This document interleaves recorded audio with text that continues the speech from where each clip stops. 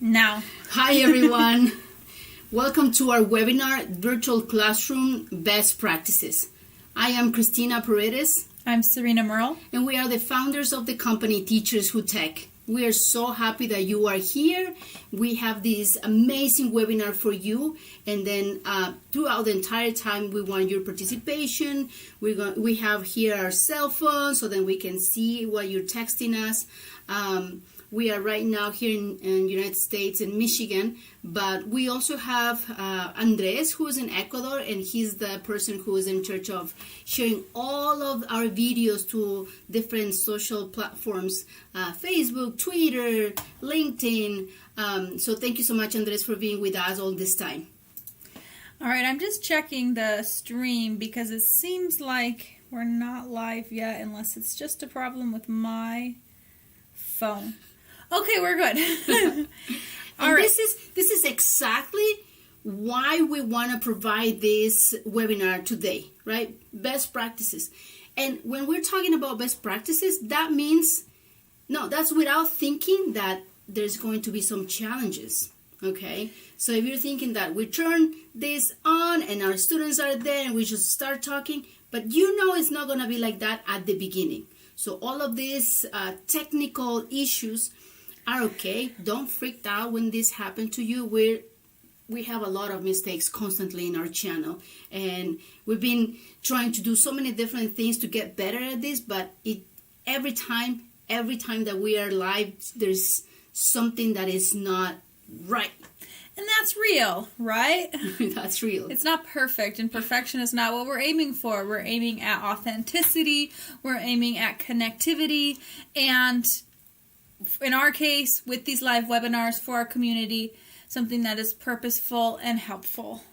So, with that, we are connected live to our chat, and so please feel free to say hi, where are you watching from, and any other comments or questions, your experiences, so that we can have that interactive experience during this live webinar. That's why we like to do it live, as opposed to just us pre-recording it, right? Synchronous versus asynchronous lessons. Yeah. What is the point behind them? And what we're talking about today in our live webinar is specifically related to the synchronous lessons, real-time live lessons. Yes, and that means that you are aiming for your students to participate. So that's going to be you talk, students, student, teacher. All right. So we want to have all of this interaction as well. And we're going to model that today while we are talking about best practices in this really weird virtual classroom that we've been forced to do right now. It's not like it's new. This is not a new thing. It's new for most teachers who were teaching in a traditional, I'm going to call it traditional, the idea of being in a school, right? Like the building, the classroom, the physical classroom. Right. Well, and I think the new concept is also the 100% virtual, because we might have incorporated many virtual tools in our classroom settings, our live classroom settings, but it was still, there was a connection of we're in the same space together, we're sharing that. And so a lot of that's been removed with virtual classrooms.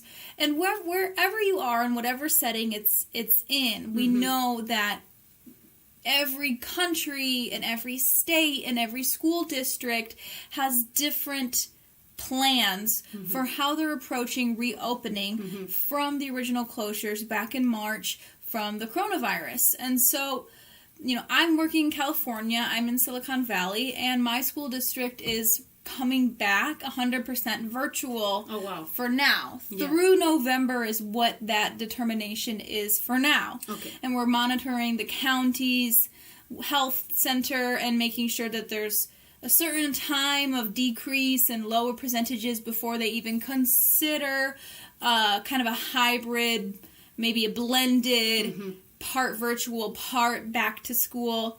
Other parts of the country are going back to school. And so we know that there's a lot of variation. And even if they are going back to school, they might actually have to close again and go back to virtual. There's so much uncertainty here. And with all of that, you know, that's a lot of anxiety producing. The concept of not knowing, when is this going to end, when is this going to change, when are we going to go back to what we did, what we were trained and what we've been experienced in doing, is really stressful. Because a lot of times, sometimes there's strikes and there's no classes, and then those go on for a little bit, but then they end. Yeah. And then they're going to end. Yeah. They're really fighting to have better protections or policies or whatever, but that's the purpose of that, and then they end. Or sometimes we have school closure because of a natural emergency, disaster, if there was, a storm, a winter storm, or an earthquake, or something like that. But then everything's working to get it back up and running because it's over. That was something that was momentary, and it's done. And now it's just the reopening. But we're not done with this pandemic. We are not done, and my hope is that all of the scientists around the world get together and they work trying to do something for everyone, right? So because I miss my students, I miss the connection with teachers, the collaboration with everyone on campus, but until we have that, we are going to try to do our best with what we have now, which is this virtual classroom. So what are those best practices for this virtual classroom? Here we go. Okay. Oh, these are our little... I'm Christina. I'm Serena. And Andres, he is in Ecuador. Thank you, Andres, for being with us all the time. Okay. So, the 5 concepts we're going to go over today are... Be ready, objectives, clear expectations, feedback, and participation. All right. So, with being ready, this is all of the concepts that we're talking about today aren't necessarily different in how we're considering them, but maybe in how we put them into practice, they're a little bit different. Because if we think about this, we're doing virtual classes, but the classes part hasn't changed. It's still a class. Yes, it's still a class. It's just the method and now how we are conveying that information and how we're connecting with our students is virtual instead of in person. And so just like there could be virtual doctor's appointments, the doctor appointment still happens. It's just virtual. You could have a virtual family reunion. Yeah. And it still happens. It's just how is that happening? And so a lot of these concepts should be concepts that teachers have already practiced and integrated into their teaching methodology and teaching styles. But when it comes to virtual, we just need to have all the more consideration with these because of how unique and complex these platforms and these systems are. Because of all of the things that we can't control. That's true. So right now we have good connectivity. Internet is working just fine. We turn on Zoom, YouTube, OBS, all of this is working. But what if it's not working? Right. What are you going to do? So that's why we're saying be ready, Well, right? talking about that, today is the first day of school for my school district in California. We're in the San Francisco Bay, Silicon Valley area. And right now, we got a notice last night saying expect power outages this first week. That's true. Because it's so hot that we're getting up to 100 degrees. And so people are, blasting their air conditioning and they're using a ton of water for their gardens and things. And so it's creating power shortages when we have virtual school. Yeah. And they said have a plan in case the students' internet goes out or in case the teacher's internet goes out. Well, if you don't have access to internet and your students don't have access to internet, then what are they going to do? Because even if you have all of this information online and they can't access, well, you know what? There are things that we can control and there are other things that are not possible for us to control. Right. And in that case, what are we going to do? Just relax. Just relax.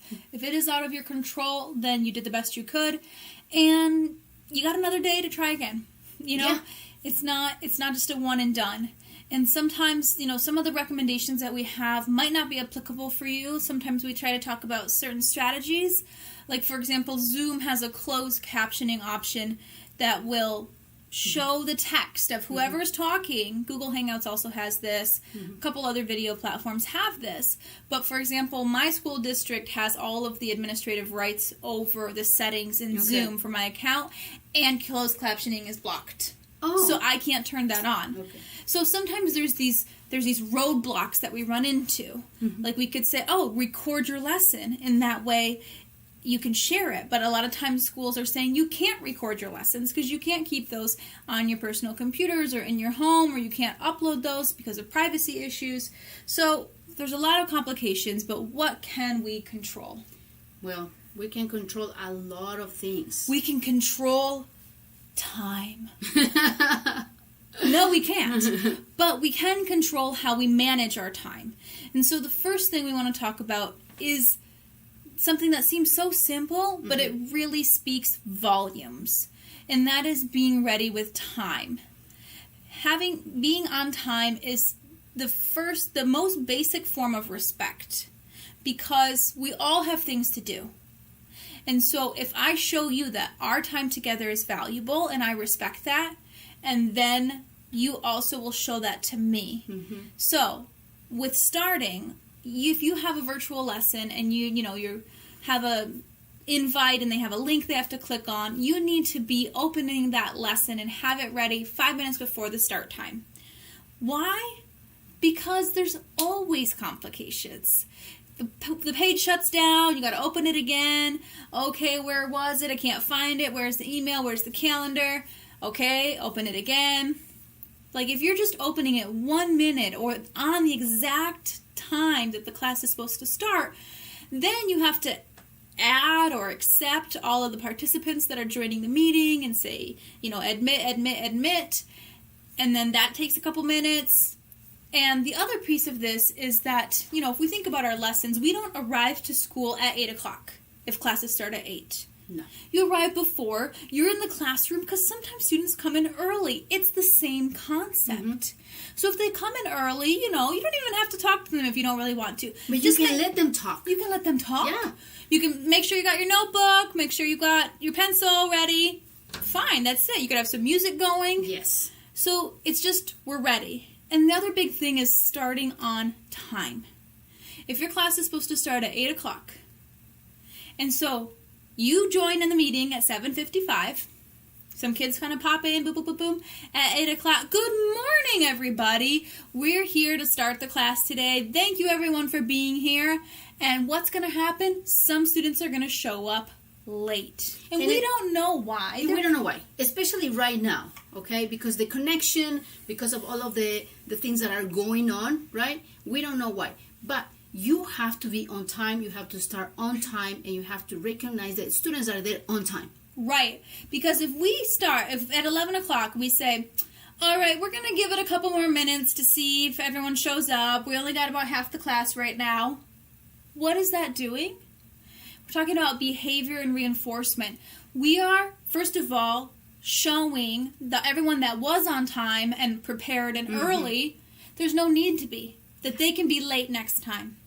Because there was no reward for them being on time. Yes. And the other thing is we're actually rewarding the people that are late. Why? Because there's no consequence. They showed up late, and we waited for them.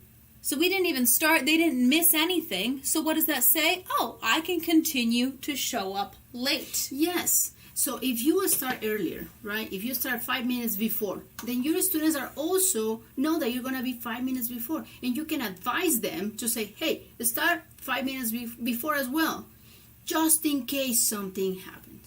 So then we get into the idea of everyone, let's do this. So then if something happened, then we have at least 5 minutes to do some troubleshooting.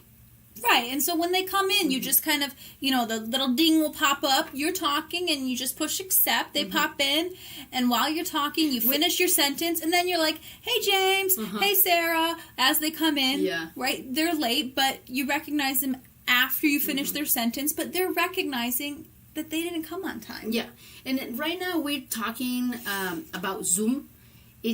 this is going to change depending on the platform that you're using, like the way that you add your students, how you start with the class. You are the one who's using different type of tools, and with that in mind, just think, what are those best practices while using Zoom, while using, like in my case, in my school, we use Zoom, and then we use as well something like Google Classroom or Seesaw. So if you have two platforms that you're running at the same time, right, there's more and more things that you have to consider before start with your classes. So 5 minutes.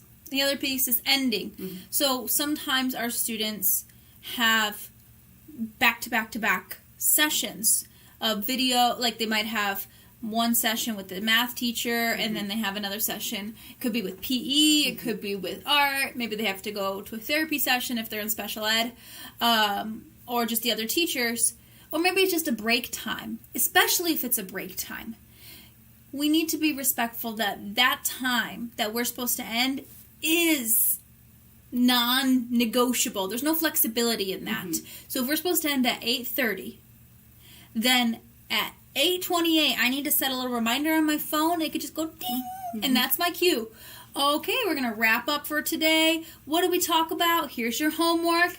And even if you end a minute or two early, it's so much better than going over, because then you're creating that challenge that student is actually going to look irresponsible for not joining their next meeting on time if we held them up late. Yeah. Just like at school, there's bells that indicate that's the end of class and students leave. We also need to have a bell system. We need to think about we need to end on time. Yes. And then with this in mind, when you're there, you have to know your content. I mean, the only way of starting, you start on time, you run your class, and then you're going to finish with your class on time, is knowing the content. If you're just thinking like, oh, today I'm just going to talk about this and see how it goes, well, I'm not sure that's going to be a good thing, right? Because if you don't know your content, if you don't know where you're going, how are you going to end this, right? It's very important. So your content, your activities, you have to think about how long all of these are going to take. Because time management, it's so complicated, even for us and adults. So we have to practice this. Whatever you were doing in a classroom, in a regular classroom, it's going to work completely different now that you are here when we are talking about time management, okay? If someone wants to talk and then everyone is talking, well, not everyone is going to try to talk, but, even that is going to take longer because they don't know they're going to... Well, even the 5 extra seconds for them to unmute themselves, all that adds up. Oh, and sometimes doesn't work. I know, and then they're just like, you can't hear you, we can't hear you. And then a lot of people unmute themselves to do it. Yes. Okay, then they got to repeat and start back over because they didn't realize that nobody could hear them. So there is a lot of extra time taken up with that. So being ready. Okay, and then when we're talking about this, another best practice, which you all already know about this because you did it in regular classroom, right, is the objectives. Oh, there's missing a C. You can click there, do what is it? You want me to fix it? Yes. Okay, let's fix it. Objectives. And this is the cool thing about... We fixed it. Voila. There we go. All right, the objectives, right? This is going to be your first week of classes. What are you going to talk about during this week? So what are the objectives? And then in this case, you can talk about the objectives for the entire year or the semester or the week, okay? The syllabus, the assignments, the materials. What are you going to use all of this time? So all of this... We translated this from Spanish. Syllabus is with an I and 2 L's. With a Y and 2 L's. I reviewed it, but obviously there's lots of things that... And even when we are using the part of the PowerPoint that is telling you when something is wrong, right? So this is why I don't trust that. And I also have Grammarly over there, and it didn't do anything as well. So anyway, you need to know how to organize all of this beforehand. Okay, what are the objectives for the class? It has to be so clear. And then you go over and over again. The first class, the second class, the third class. You're practicing how to use this new tool. It's not just a new tool for you. It's also a new tool for your students. Definitely. And even though, like, we're receiving so much training on this, but are we providing our students with that training? They're not getting that training necessarily. So are we showing them, are we giving them a space where there's no lesson going on? There's no curriculum being taught right now. I just hit the wall. It's just, okay, we're going to do this. And you go click, and you go click, and you go here. And I'm going to give you 5 minutes right now to do that. And they're going to try to do it themselves. And now we're going to do this. We need to give them that time so they can learn this, so that then when we're actually implementing the lessons, now they know what to do. Because it's completely different to have a Zoom conversation with friends than having a Zoom class. Okay? Right. Even our vocabularies change. You know, open your books and turn to chapter 5. Open this link and go to this tab and go to this drop-down menu. That's not the same vocabulary we've been using. So a lot of that we have to teach them. And it's going to take some time. Yeah. Remember, we are not like a computer. We're not like a cell phone. We are learning all of this, but it's not going to be like system updating and then you go sleep, turn on, and then boom. you know what to do. Updated. We are not new version. New version. That's how it's supposed to be. We are the new version. We're loaded teachers. All right. So with our expectations, we have learning expectations, and we do this all the time. You know, we have to have our learning objectives and expectations. You know, this lesson, students will be able to name 5 different food groups, or they will be able to draw I did the same example in Spanish, so I'm just copying it over. I understand. They'll be able to draw the food pyramid, or to read something. Right, and so those are measurable. We can see those, but we can also have expectations of how the students are engaging with the virtual setting. So students will write at least one comment in the chat box during this class. Students will, learn how to hold down the space bar and unmute themselves instead of having to click and find the mute button. There's your trick. If you didn't know it, if you're in Zoom, you just hold the space bar down. It unmutes you while you're holding it. You let it go. It mutes you back. So all these things, those can be a part of our expectations because we're talking about access. And access should be in our learning objectives because they need to be able to first get to the material before the material gets to them. Yes. Okay. Feedback. And what? Feedback. What? So when we're talking about feedback, it's this idea of you looking at your students and see if they actually are learning what you want them to learn. Okay? So you're going to look at their faces, and now they are so small. All of them are right there. If you have the chance to have 2 monitors, right? If you're sharing your screen on Zoom, you have like a little bar on the side. You can see only 4 or 5 students depending on how big is your screen. So how do we do this? How do we do this feedback? Well, we are this online. So you can ask questions, but not everyone is going to say, me, right? Not everyone is going to unmute themselves. So that's one idea. Yeah, thumbs up, thumbs down. There's thumbs up and down in Zoom as well, and I also ask the teachers to do that, so I want to know if they know how to use that. Or the raise hand feature. You can draw something and show it. You can write something on the chat. So whatever is the platform that you are using, there are certain things that you can do to get that feedback. And also, you don't have to share a screen all the time. You can just talk to your students. Make it big, do spotlight, pin them. And you can click through them. We always talk about random selection if we're talking about engagement, like if it's a game or even just a question that you're asking. Instead of just the students voluntarily raising their hands, we could have the name sticks and then just draw it at random and say, okay, Jessica. And then I can click her and spotlight her and boom, she's up. it's a little bit intimidating, but it's almost the same concept as in a class. If I call on somebody, everyone's going to look at them. They've got to do something. We can still continue to do that in our virtual lessons. Little by little. Little by little. Little by little. Okay. Okay. And the last one. Participation. And this is one of the biggest things. We want students to be engaged. We want them to be actively learning. And participation is part of that. But with participation, we need motivation. And we're going to get into that in just a second. Hey, and with that, remember, we students, I'm calling myself a student, we don't learn if we don't like the teacher. That's one thing.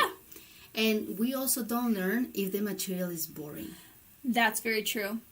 So, yes. Can we control that? What are we doing? The other thing is if we're doing the same thing day in and day out, then we're going to lose a lot of our students because we know that there's so many different types of learning styles. And so if I'm talking right now, it's a little bit visual. You can see it. I could just have my whole face on, and that could be mainly auditory. And visual is like maybe you don't even have your camera on and you have a presentation. And then the kinesthetic piece is what is the most likely one that we're going to be missing with virtual because they're just sedentary. They're sitting, they're hunched. Yes, but we have to find a way of doing that, right? We do. Like science teachers, math teachers, they all are thinking now, how can they make this more project-based learning? Because that's something that is going to be missed a lot in these classes. But how can we do that? Right. How can we do that? Well, sharing a presentation will not help all of our students. That's for sure. Right. And we have to do things differently. Just showing this video and then doing this link and doing that link, it's still all very 2D, very flat, and it doesn't attract a lot of things. The other concern is like, I don't want all my kids to be that interested in screen time. I want them to be more interested in the real life. And so how do we incorporate that in their home settings? Yeah. You know, are they able to show something from their home, show and tell? Are they able to get up and go get something? Or just get up and let's do 5 jumping jacks and then sit down. Okay, we're ready. All of this is only if the environment is the right environment. Because if it, like, for all of the teachers, they're going to have new students this year. So I have to first that is also the challenge. Who is Not in my... all the teachers, but definitely most, especially most primary, elementary. Yeah, and then now I don't know this teacher. So I really have to understand what's the style of this teacher, what are we going to do? And me as a teacher, I need to learn all of these students. Right. So it's a learning process that is going to take some time. And I think it's going to take longer time because you're not in my classroom.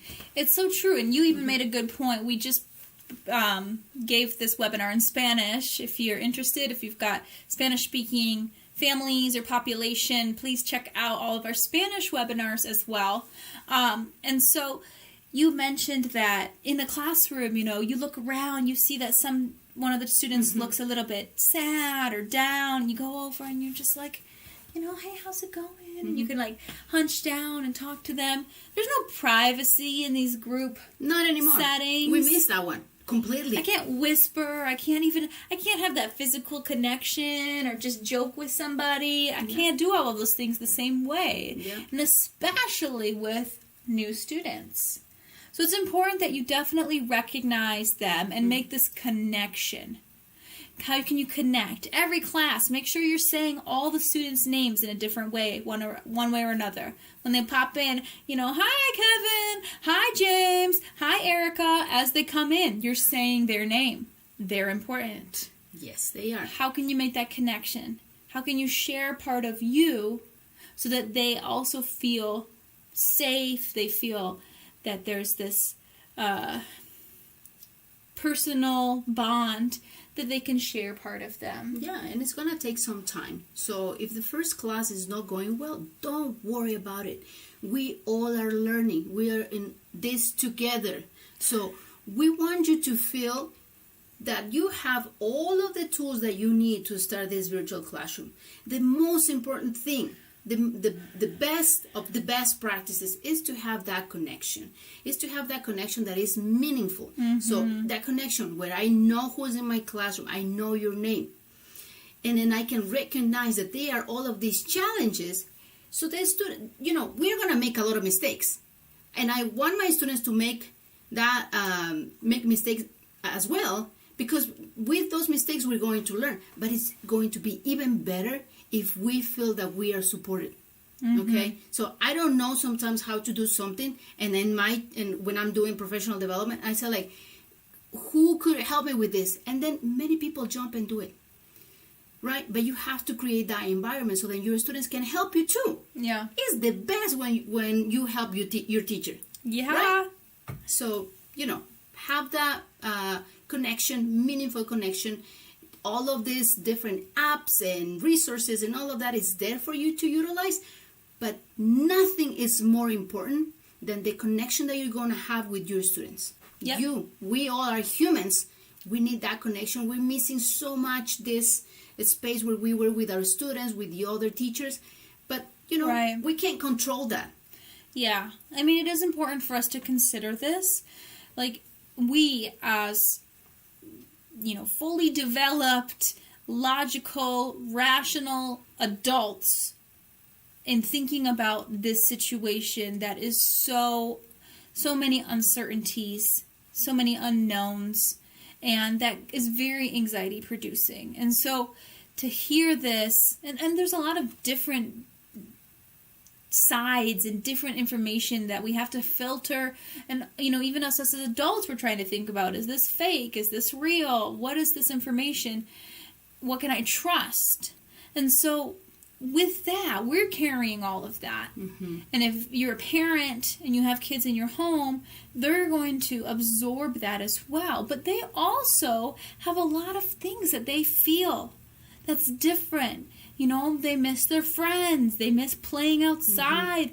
They miss riding on the bus. Maybe they miss, pizza day for lunch or something. There's so many different elements in the classroom setting. It's not the learning necessarily. Like, they're not going to say, they might say, I miss math class, or I miss STEAM class, or library time, because there's so many aspects there that go beyond just information. Yes, that's true. So with this in mind, don't worry. Everything will be just fine. If you made a mistake, that's okay. Just keep going, keep trying something different. Create that space for your students to feel they are loved, that they are welcome, that they can express themselves. And if you have any question about our webinars, if you have any suggestions, please don't hesitate, send us an email. You can go into our Facebook page or our web page, Twitter. I think we also have Instagram. All of those different social medias. Please contact us, and we will do our best to support you during this time. I'm Serena Murrow. And I'm Cristina Paredes. We're here with Teachers Who Tech for Monday free webinars about education, technology, and empathy. All right. Thank you so much. Bye. We'll see you next time. Bye.